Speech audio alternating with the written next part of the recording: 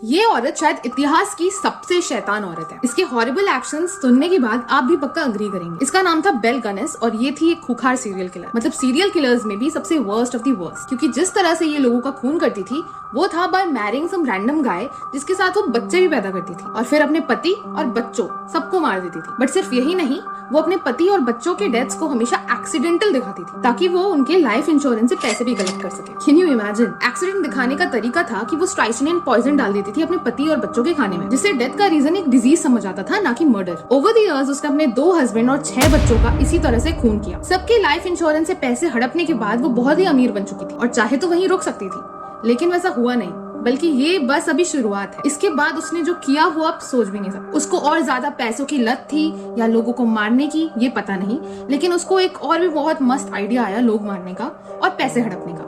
अपने पतियों और बच्चों को मार के जो पैसा उसने कमाया उसको उसने रियल एस्टेट में इन्वेस्ट किया। बेसिकली एक फार्म हाउस खरीदा जो कि एक बड़े ही आइसोलेटेड जगह पर था। उसके बाद वो न्यूज़पेपर्स में एडवर्टाइजमेंट्स डाला करती थी to invite men on her farm house. साथ में ये भी कंडीशन था कि वो अपने सारे पैसे लेकर आए। Crazy right?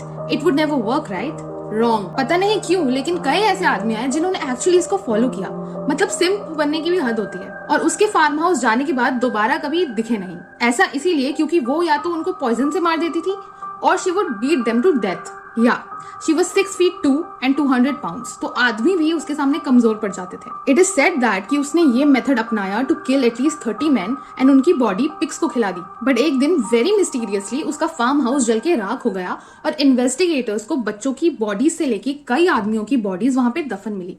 लेकिन सबसे ताज्जुब की बात है कि वहां बेल की बॉडी नहीं मिली, ना ही उसको दोबारा कभी किसी ने देखा।